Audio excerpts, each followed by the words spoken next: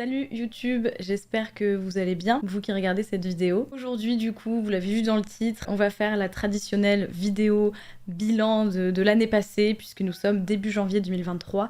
Donc on va se pencher sur l'année 2022. On va aborder un peu tous les projets que j'ai fait cette année. Je vais un peu vous en parler, voir ce que j'en ai tiré, si j'ai aimé, si j'ai pas aimé, tout ça. Et surtout voir comment s'est passé cette année de manière plus générale. Et puis voir aussi comment j'aimerais que 2023 se passe et les envies que j'ai pour 2023 tout simplement. Lançons-nous dans ce bilan sans plus attendre. Alors, je vais commencer par parler des projets que j'ai fait en 2022.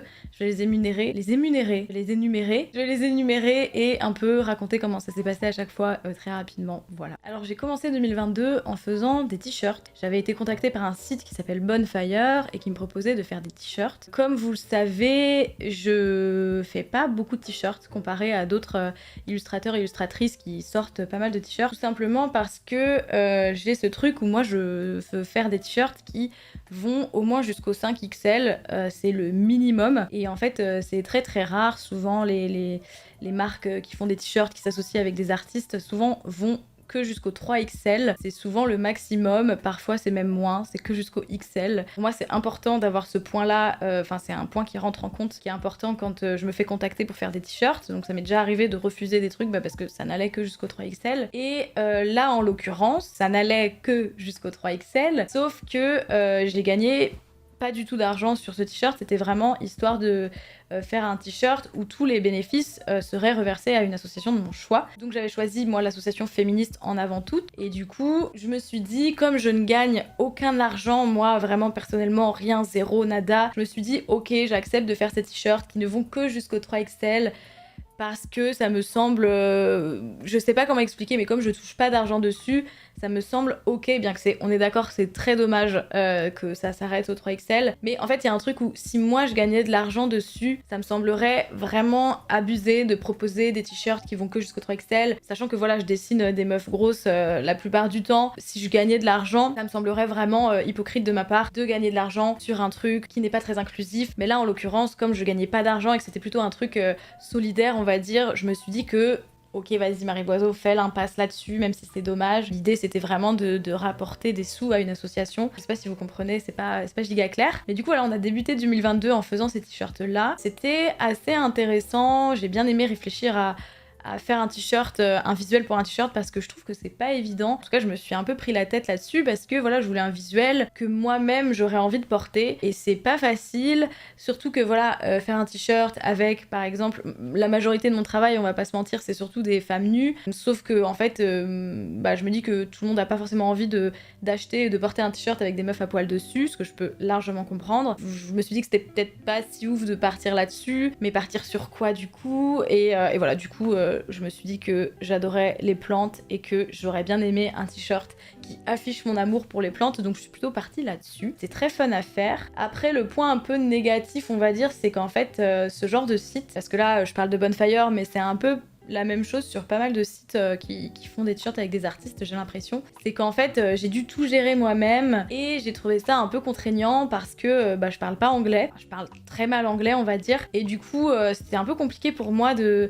Voilà, en fait, je devais moi-même mettre le visuel en ligne, choisir tous les trucs, tous les machins. Alors c'est peut-être que je suis énormément flemmarde et que c'est nul de ma part, mais j'ai trouvé que c'était un peu contraignant. J'aurais préféré que je leur envoie le visuel, étant donné que c'est eux qui m'avaient contacté, j'aurais préféré que je leur envoie le visuel et qu'ils gèrent tout le truc. C'est peut-être nul de ma part, je sais pas, mais je sais qu'il y a des trucs où en fait je comprenais rien, c'était en anglais et j'étais perdue et c'était un peu compliqué. Après, c'est pas très très grave, hein, c'est pas un point négatif de ouf non plus. Et non, et puis surtout, ça s'est très bien passé cette campagne, beaucoup de succès, et alors j'ai plus les chiffres en tête, mais je sais qu'on a réuni une très belle somme pour l'association en avant toute, donc c'était quand même ça le plus important, et donc c'était cool de commencer l'année avec ça, d'autant plus que voilà, c'était la première fois que en fait je faisais un t-shirt, et moi j'étais contente et j'ai l'impression que les gens étaient contents, donc franchement c'était quand même très positif. Ensuite j'ai été contactée par le parti belge qui s'appelle Écolo. J'ai trouvé ça très drôle, enfin très drôle, pas du tout, très surprenant de me faire contacter par ce parti belge écolo, mais j'ai trouvé que c'était cool, c'était un client un peu différent de ce que j'ai pu avoir par le passé, donc c'était chouette, et c'était pour faire un visuel à l'occasion de la journée du 8 mars évidemment, et surtout pour parler en fait de eux, un sujet qui leur tient à cœur, qui est les mères de famille célibataires, et du coup un peu montrer ce que eux ils proposaient pour ces mères de famille là, donc c'était super intéressant, c'était un petit projet qui s'est passé très bien et un peu rapidement, mais c'était cool je trouve d'être contactée pour ça, et ça changeait un peu, donc ça faisait plaisir. Ensuite j'ai été contactée par le Hasard Ludique, qui est un lieu trop cool à Paris que moi je connais parce que j'y ai fait quelques fois le marché d'illustration impertinente que j'adore. J'ai pas pu le faire cette année et j'étais un peu dégoûtée, j'espère que je pourrai le refaire en 2023, et donc ils m'ont contacté pour faire une affiche pour un événement qu'ils organisent en été qui s'appelle le Festival Fabrique, qui en gros est un festival où ils mettent à l'honneur un peu le voisinage du Hasard Ludique, et en gros qui invite voilà tout le voisinage en fait à venir à ce festival. Il y a plein de trucs qui se passent, c'est très cool, ça a l'air très cool, et du coup voilà ils m'ont contacté pour faire cette affiche, donc j'étais déjà trop contente qu'ils me contactent parce que je trouve que c'est pas rien de donner les rênes d'une affiche d'un événement pareil à une illustratrice, voilà, faut lui faire confiance. Donc ça m'a fait plaisir qu'ils me fassent confiance, qu'ils renouvellent un peu ce lien qu'on a créé, je vais beaucoup trop loin, mais le fait que voilà, je vienne au Hasard Ludique pour le festival de l'illustration impertinente, que là je fasse leur affiche, voilà, il y a un petit lien, je trouve ça très cool. Et donc voilà, donc je devais faire cette affiche avec un brief et tout. Ça s'est bien passé, mais par contre, on y reviendra un peu, je me rends compte que faire des affiches, c'est quand même assez compliqué, c'est vraiment un travail presque en fait de graphiste tout simplement. Moi, voilà, le graphisme, c'est une compétence que j'ai pas vraiment. Pour faire une affiche, il suffit pas de faire un dessin, mais il faut aussi penser le texte, la typo, où sera le texte, comment il va s'intégrer sur le dessin, comment lui laisser de la place, comment bien organiser, agencer tout ça. Et c'est vrai que c'est en fait ouais, c'est une compétence que j'ai pas tellement, et surtout qui non plus me fait pas vraiment plaisir. C'est pas un truc que j'ai envie de faire, que j'ai envie d'acquérir, tu vois. Je suis pas en train de me dire ah j'ai envie de savoir mieux faire des affiches et du coup peut-être que je vais faire une formation de graphisme. Non. Après, j'ai quand même adoré bosser sur ce projet, d'autant plus que j'ai pas l'impression que le Hasard Ludique avait de grandes attentes en termes de graphisme pour cette affiche. Enfin, par exemple, ils préféraient que j'écrive à la main les typos, et moi, ça m'allait très bien. Voilà, je veux dire, je crois pas qu'ils attendaient de moi un travail 10 sur 10 en termes de graphisme, parce qu'ils savent très bien que c'est pas mon métier. Voilà, tout ça pour dire que c'était quand même hyper cool. J'ai vraiment bien aimé faire ce truc-là, de dessiner tous ces petits personnages.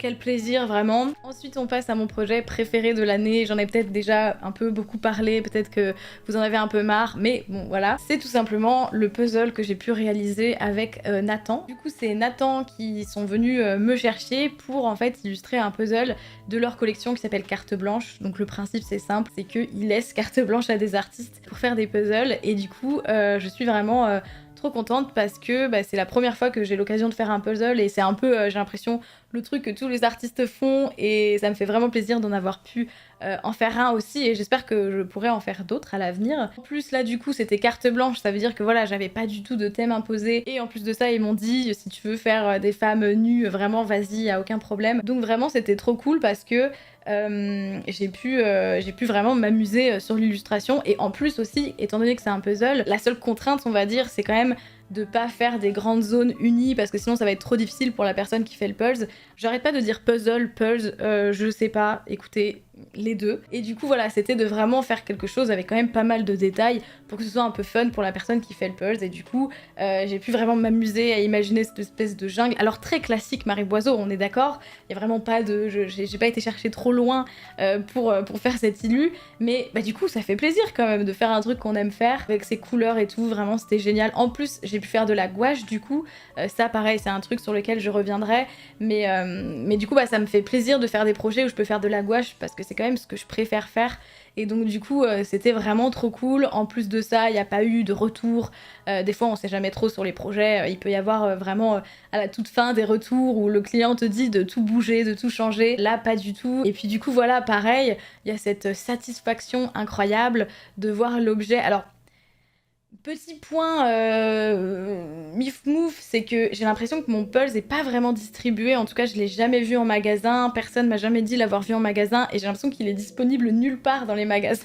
Il est juste disponible sur le site de Nathan et sur Amazon, je crois. Ce qui est pas ouf. Après, ça s'explique aussi parce que des Pulse, il y en a vraiment énormément. Donc je pense que les magasins, il faut le temps que leur stock s'écoule ou je sais pas trop. Mais du coup, j'aurais bien aimé voir mon Pulse en magasin. J'avoue, ça m'aurait fait plaisir. Mais c'est un petit point négatif. C'est vraiment pas grand chose. Et voilà, ce que je disais, c'est qu'il y a vraiment cette satisfaction vraiment trop cool, incroyable de voir les gens faire le Pulse, et il y en a vraiment beaucoup et ça me fait trop plaisir. Pareil, de voir les gens qui l'ont reçu à Noël, ça c'est vraiment, encore une fois, c'est ce truc de voir ton illustration prendre vie et de voir que les gens l'ont aimé et tout. Franchement, je trouve, dans la vie d'une illustratrice, c'est vraiment un des trucs qui fait le plus plaisir.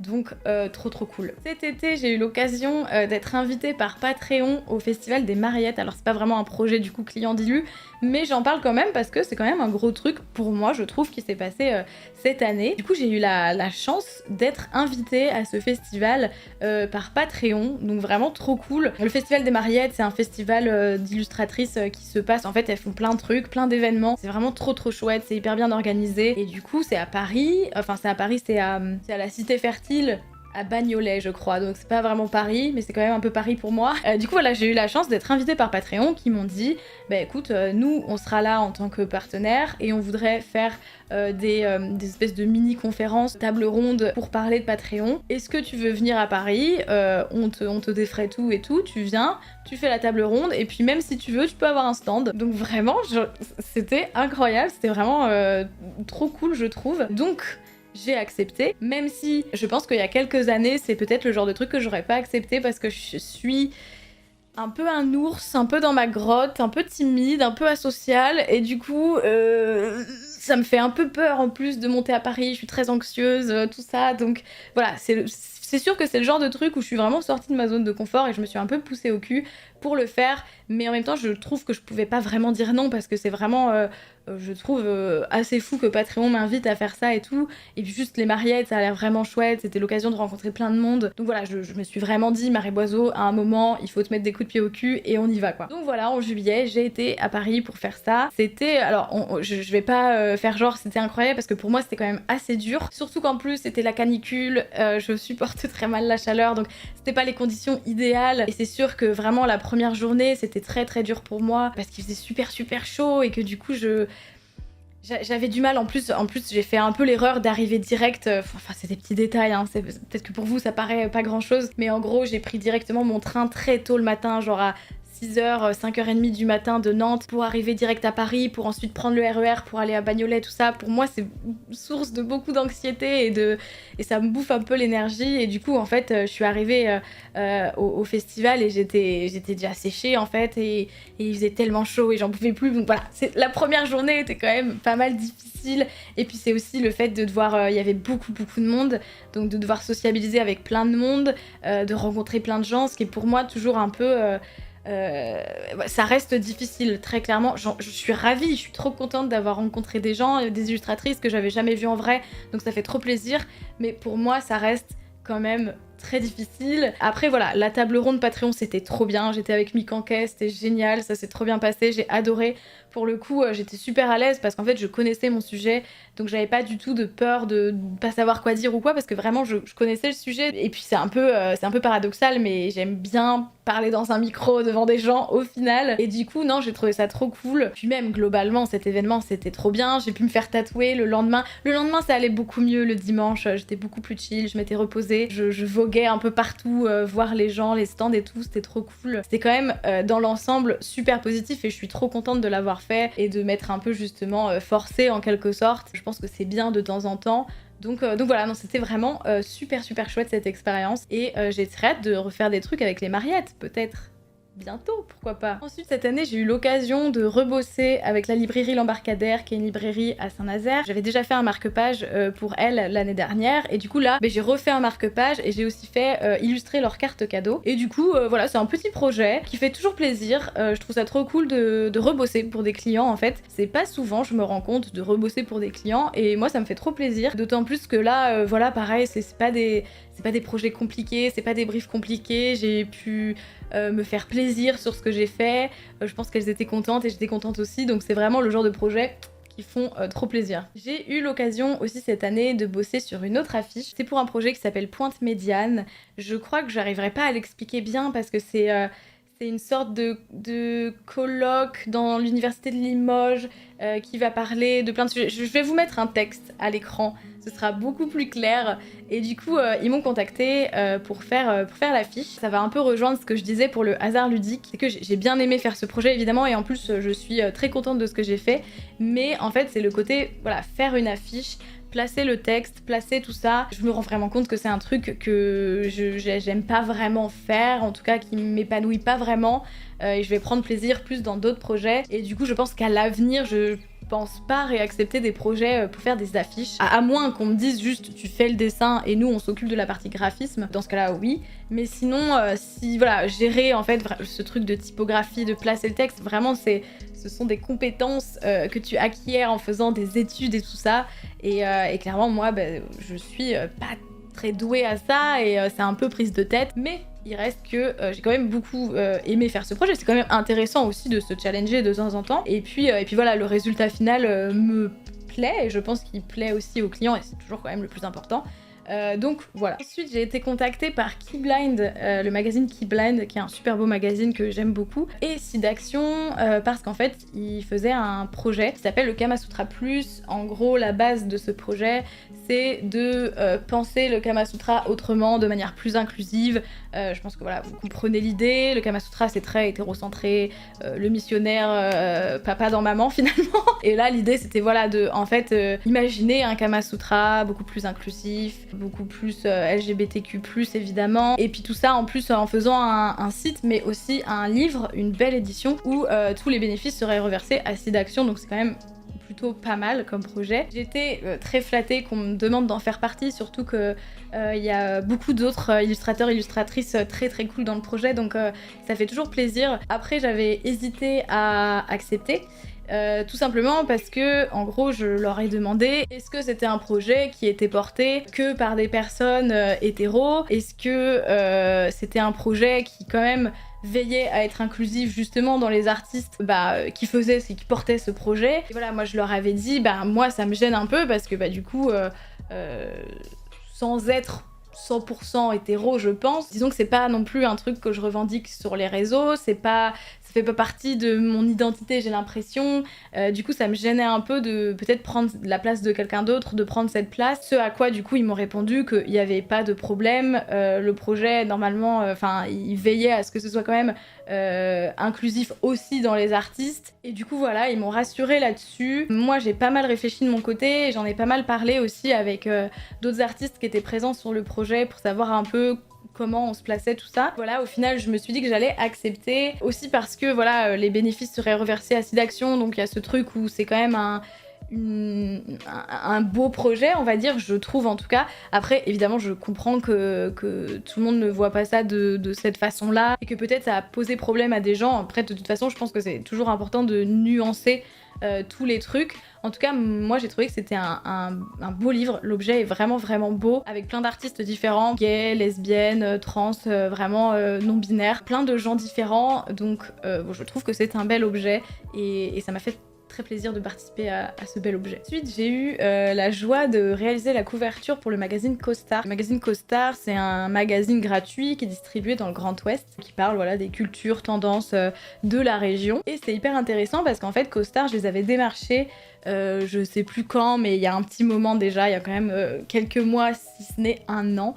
Et j'avais pas eu de réponse. D'habitude, quand j'ai pas de réponse, j'hésite un peu à relancer parce que je veux pas être chiante, Je me dis que s'ils ont pas répondu, c'est qu'ils ont vu et qu'ils ont pas aimé, voilà.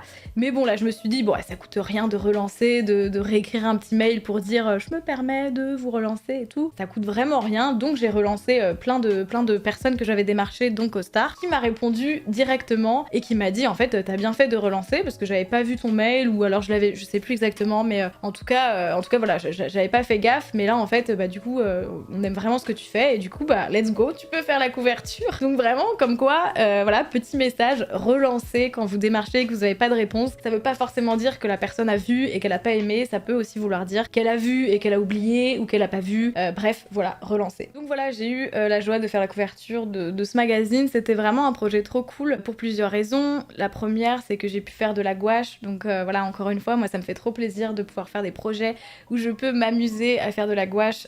C'est quand même ça me fait un peu plus plaisir. Ensuite, c'était hyper intéressant d'imaginer une couverture pour un magazine. C'est quelque chose que j'ai déjà fait quelques fois, mais là j'avais vraiment carte blanche en l'occurrence pour ce projet-là. Donc du coup, c'est un peu différent les couvertures précédentes de magazines que j'ai fait. D'ailleurs, il n'y en a pas tant, je crois qu'il n'y en a qu'une. J'avais un brief assez précis. Là, j'avais vraiment carte blanche. Donc voilà, c'est intéressant de réfléchir à ce que tu vas mettre en couverture. Faut que ça donne envie aux gens d'un peu ouvrir le magazine. Faut que ce soit quand même joli et que ça représente aussi... la seule contrainte que j'avais, c'était que en gros le magazine sortait en décembre, enfin voilà, c'était pour l'hiver, donc fallait pas que ce soit un truc trop estival, trop... voilà, fallait quand même que ça reste dans l'idée de la saison. Je suis partie sur cette couverture là dans des tons hyper bleus, hyper hivernaux, c'est vraiment... Des tons hivernaux, oui. C'est vraiment le truc que j'avais envie de faire. Fallait aussi faire des petites illus à l'intérieur et des titres.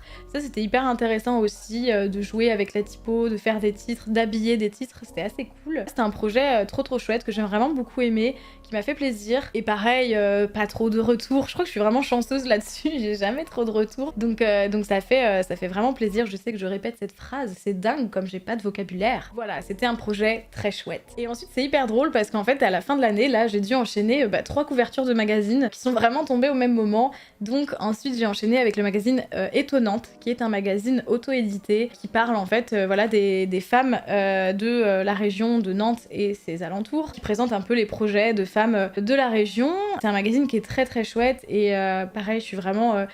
très contente qu'ils aient fait appel à moi pour cette couverture. Là, en l'occurrence, il y avait un thème. Là, c'était transmettre. Et j'avoue que j'ai un peu galéré à trouver ce que je voulais faire, tout simplement parce que je me rends compte que je suis assez nulle quand il est question d'imagination et d'illustrer des mots qui sont un peu plus des concepts en fait, plutôt que tu dois illustrer une plante, ok. Et du coup transmettre, j'ai un peu mis du temps à trouver ce que je voulais faire. Je savais que je voulais représenter évidemment la transmission, mais la transmission c'est large, ça peut être représenté par plein d'aspects différents. Ouais, j'ai un peu mis du temps. Et au final, ça m'est venu l'idée voilà, d'avoir ce truc de transmission de grand-mère à petite fille. Je trouvais ça chouette de représenter voilà, cette grand-mère qui apprend à sa petite fille à s'occuper de son jardin. Et puis du coup, il fallait aussi imaginer donc, la couverture et l'arrière. Et je trouvais intéressant que ce soit quand même deux illus qui se répondent un peu. Et donc du coup, à l'arrière, il y a cette grand-mère qui fait ce câlin à sa petite fille, qui est aussi quelque part de la transmission de l'amour. Et je me suis vraiment éclatée à faire ce projet. C'était pas de la gouache, mais pourtant, je me suis quand même beaucoup amusée à faire ce projet. Surtout cette jungle à l'arrière comme ça, vraiment c'était très chouette. Je suis très contente de ce que j'ai fait et je pense que Solène qui fait Étonnante est très contente aussi. Donc voilà, je trouve personnellement, je trouve qu'on a fait une belle couverture et j'espère qu'elle plaira aux gens et tout, mais en tout cas vraiment c'est un projet que j'ai vraiment adoré faire et que j'ai trouvé hyper intéressant et épanouissant de mon côté. Donc voilà, j'en suis aussi très contente. Ensuite j'ai dû enchaîner avec une autre couverture de magazine. J'ai été contactée par le magazine AW, je ne sais pas comment ça se prononce, AWW, qui est un magazine anglais je crois, qui parle d'illustration. C'est très drôle, je connaissais pas du tout. Et c'est vraiment un magazine qui est dédié à l'illustration et aux illustrateurs et illustratrices. C'est un magazine qui sort je crois tous les ans et je trouve, de ce que j'en ai vu en tout cas, c'est un bel objet et je trouve ça hyper fun qu'on ait un magazine dédié aux illustrateurs et illustratrices. Ils m'ont contacté pour tout simplement faire ni plus ni moins que la couverture. Donc là pour le coup j'étais vraiment hyper flattée parce que je sais pas, encore une fois, mais je l'ai déjà dit, je trouve que c'est pas rien de confier la couverture à quelqu'un, donc ça veut dire qu'on lui fait confiance et qu'on aime suffisamment son travail pour se dire ok, je pense qu'elle va réussir à faire un truc cool. Donc bah c'est quand même très flatteur qu'ils aient pensé à moi. Et du coup le thème c'était l'adolescence. Alors je vais pas trop en dire parce qu'en fait j'ai filmé toute une vidéo pour Patreon où je parle en profondeur de ce projet et où je raconte vraiment voilà toutes les étapes et tout ça. Donc si ça vous intéresse, n'hésitez pas à aller me suivre sur Patreon. Mais du coup là voilà, je vais pas tout redire ici, juste je vais dire que c'était un projet très cool, notamment par le thème qui était hyper intéressant et pour moi hyper inspirant, mais que c'était aussi un des projets les plus durs que j'ai dû faire cette année à cause des deadlines notamment, et que ça m'a valu beaucoup de stress. Donc je suis très contente que ce soit fini, mais c'est vrai que pour finir l'année, c'était un petit peu hardcore. Après voilà, on finit l'année avec un truc bien dur et après tu prends un repos bien mérité, donc c'est chouette. Mais du coup ouais, c'était compliqué comme projet. J'en suis pas satisfaite à 100%, j'en dis pas trop, mais du coup voilà, après je suis quand même contente, restons sur le positif, c'est mieux. Je pense qu'il faut quand même juste être contente de voilà qu'ils aient fait appel à moi et que quand même j'en suis quand même contente, satisfaite de ce que j'ai fait, mais pas totalement, mais on retient le positif, donc retenez juste que quand même je suis contente, c'est compliqué. Et ensuite, un peu comme chaque année, j'ai évidemment refait des canevas pour Canva Fatal. Pour redire un peu rapidement, Canva Fatal, c'est un projet qui est porté par mon copain depuis 2018 qui vise à dépoussiérer le canevas qu'on connaît avec des modèles un peu kitsch, de nos mamies, des scènes de chasse, des chatons dans des paniers. Et du coup, Gauvin, mon copain, depuis 2018, il propose à des artistes de faire des modèles qu'on imprime ensuite sur de la toile à Canva pour que les gens les brodent. Des modèles quand même un peu plus modernes et colorés. C'est un projet trop cool et je suis très fière de tout le travail accompli par Gauvin qui fait ça tout seul. Enfin bon, voilà, on va pas rentrer dans les détails, mais je suis très fière de ce projet et je suis hyper fière qu'il existe encore après 4 ans, quoi. Et du coup, voilà, de temps en temps, j'ai la chance de faire des modèles pour des canevas. Et du coup, cette année, j'ai fait ce qu'on appelle les mini fatales, c'est 3 petits modèles. C'était très cool à faire, hyper intéressant parce que en fait, il faut utiliser que très peu de couleurs. C'était un peu un challenge, mais au final, je pense que j'ai réussi à faire un truc plutôt cool. Et ensuite, j'ai dû faire un modèle qui fait partie de la collection débutante, donc c'est des petits modèles 15-20 cm.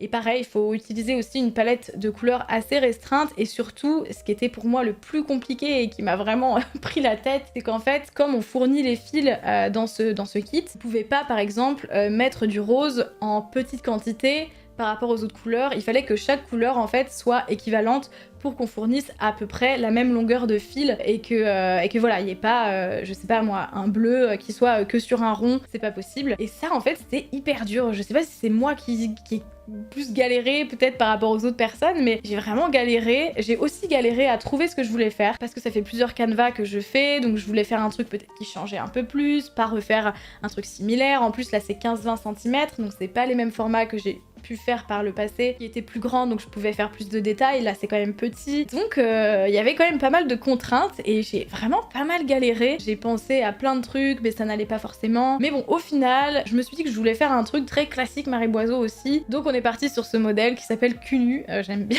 le titre, que je trouve très fun et j'espère que les gens le trouvent fun aussi. Et voilà quoi, c'était cool. Ça fait toujours plaisir de faire des canevas pour ce projet. Voilà pour les projets que j'ai pu faire cette année. Je suis très contente d'avoir pu faire tous ces beaux projets, c'est quand même très cool. Maintenant on va passer un peu au bilan plus large de cette année, comment je l'ai ressenti et comment ça s'est passé. En fait 2022 pour moi c'est une année qui est passée à la vitesse de la lumière, mais je trouve que depuis le Covid, je trouve que le temps passe beaucoup plus vite. Je sais pas pourquoi, mais j'ai vraiment cette sensation là. 2022 en plus ça a commencé un peu particulièrement puisqu'on a déménagé en début d'année, vraiment tout début d'année, début janvier, et je pense que j'ai eu un peu de mal à me faire à ce nouvel environnement et à prendre mes marques. C'était un déménagement qui était un peu long en plus, qui s'est un peu étalé dans le temps. Dans notre nouvel appartement, on n'avait pas d'eau chaude et de chauffage pendant un moment. Ça a mis un peu du temps à vraiment recréer ce côté, voilà, c'est mon appartement, c'est mon cocon, tout ça. Et je pense que ça a un peu impacté ma créativité au début d'année où j'ai eu du mal à me remettre un peu en selle. Donc c'est peut-être aussi pour ça que l'année est passée vite, parce que finalement elle a démarré un peu lentement, enfin un peu tardivement. C'est aussi une année où je me rends compte, et ça va peut-être paraître hyper ridicule, mais je me rends compte un peu de l'impact du réchauffement climatique. Et vraiment en le disant, je trouve c'est con, mais pourtant c'est vrai, puisque maintenant, en fait, il fait chaud tout le temps, et je pense que ça va pas aller en s'améliorant. Et l'été, en fait, même à partir de mai-juin, jusque fin septembre, il fait chaud, il fait très chaud, c'est des canicules tout le temps, c'est 40 degrés, Au-delà du fait de, évidemment, la panique que ça peut créer, de se dire que ça va pas aller en s'améliorant et que ça va être de pire en pire, c'est aussi de manière très égoïste.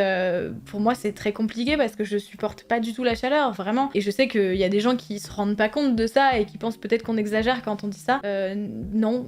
Pour moi, la chaleur, c'est vraiment horrible. C'est-à-dire que j'arrive pas à bosser quand il fait chaud, je me sens pas bien, c'est horrible. Je trouve que cette année, ça a vraiment impacté mon travail et en fait, j'ai l'impression d'être un peu bloquée pendant 4 mois. Parce que si c'était qu'un mois à la rigueur, ou s'il y avait un épisode de canicule et le reste, c'est juste un été un peu chaud, un peu normal, pourquoi pas? Mais vraiment, là, cette année, ça s'enchaînait et ça n'arrêtait pas et c'était étouffant. Enfin bref, voilà.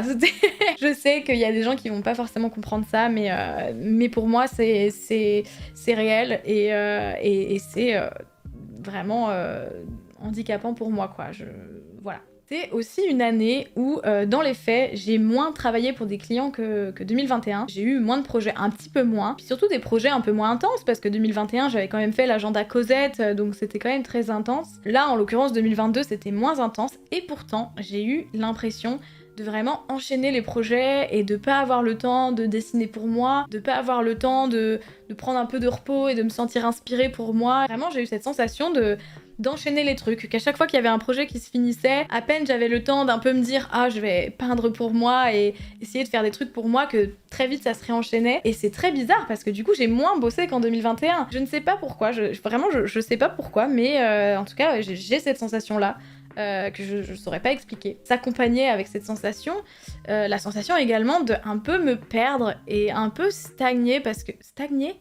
En tout cas, vous voyez ce que je veux dire, je pense, mais ouais, un peu me perdre, pas vraiment avancer dans mon travail personnel, on va dire, pas vraiment faire même pas des progrès, mais juste expérimenter, explorer, faire des trucs un peu différents. Là, j'ai vraiment eu l'impression de pédaler dans la semoule, de faire du surplace. Un peu, en fait, la sensation est de rester sur mes acquis, de pas tenter des nouveaux trucs. Et je sais pas si c'est une question que j'avais pas le temps, je sais pas exactement, mais j'ai eu cette impression-là qui était quand même assez désagréable. Et aussi, un gros point noir, c'est que j'ai l'impression de pas avoir fait assez de gouache. Et pareil, je sais pas pourquoi, je crois que j'ai été super flemmarde, en fait, cette année, et j'ai un peu abandonné la gouache, et je trouve que c'est très dommage, parce que c'est vraiment un truc que j'aime faire et je m'amuse pas autant quand je fais des trucs sur Procreate et le résultat ne me plaît pas autant et du coup je trouve que c'est dommage. Dans les projets, je trouve que et c'est un peu une envie pour 2023, c'est de plus me replonger dans la gouache et de plus prendre plaisir à faire de la gouache et de plus expérimenter des trucs avec la gouache, et même dans les projets clients, parce que là en l'occurrence ce qui s'est passé cette année, c'est que souvent c'était des projets où les deadlines étaient trop courtes et je pouvais pas en fait me lancer dans de la gouache. Et aussi parfois si je fais de la gouache, en fait s'il y a un retour à la fin en mode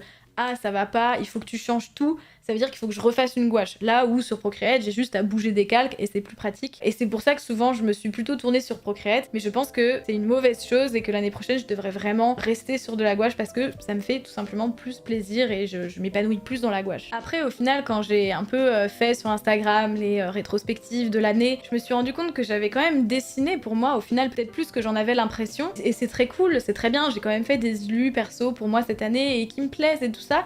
Mais je pense que l'équilibre était pas au top. Un gros point noir aussi cette année, mais pareil, qui va peut-être paraître un peu pas aussi important pour d'autres personnes, je sais pas, c'est que sur Instagram, ça ne marche plus du tout pour moi. Ça marche plus du tout autant que ça a pu marcher. Alors quand je dis marcher, c'est tout simplement, c'est bête, mais c'est les likes, hein, tout simplement.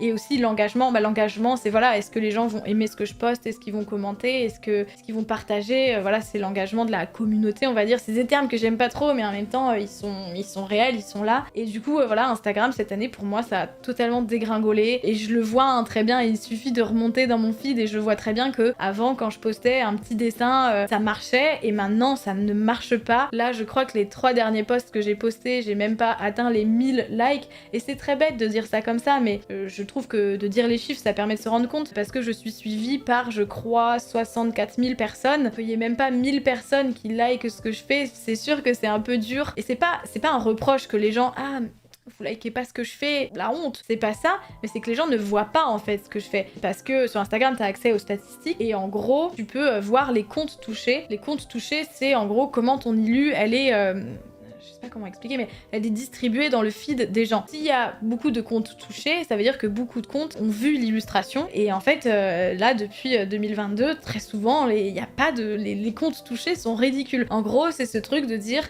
moi je suis suivie par 64 000 personnes, mais en fait, il y a que, je sais pas, 10% des personnes qui voient vraiment ce que je fais. Donc c'est pas du tout de la faute des gens, c'est pas de la faute des gens qui like pas assez ou quoi, c'est pas ça, c'est vraiment une histoire d'algorithme et de comment tes illustrations vont être montrées aux gens, et en l'occurrence, pour ma part, mes illus sont plus du tout montrés aux gens. Ça arrive qu'il y ait des posts qui marchent bien, je comprends pas trop d'ailleurs, mais là où avant ça marchait globalement tout le temps bien, et de temps en temps il y avait des posts qui marchaient très très bien, là ça marche jamais, sauf de temps en temps il y a des posts qui marchent un peu bien. Et je sais que c'est nul de se plaindre de ça, et je sais qu'il y a des gens qui vont pas comprendre, des gens qui ont peut-être des plus petits comptes et qui du coup trouvent que c'est abusé que moi je me plaigne de ça, et qui vont se dire attends mais au moins t'es suivi par plein de personnes et tout ça. Je sais, mais il n'empêche que moi j'ai quand même cette sensation là, et je trouve que c'est quand même un peu compliqué pour moi de me dire qu'en fait, quand je poste sur Instagram, qui est clairement ma vitrine et qui est le réseau principal, qui m'a apporté beaucoup de clients aussi, il faut pas l'oublier, du coup j'ai un peu la sensation de poster dans le vide, et je sais que c'est pas vrai, mais j'ai quand même l'impression que plus personne n'aime vraiment ce que je fais. Après, ça va peut-être de pair avec le fait que je disais que j'ai l'impression de faire du surplace, donc peut-être que c'est mon travail qui pose problème aussi, peut-être que mon travail est moins bon qu'avant, en vrai c'est carrément possible, mais du coup,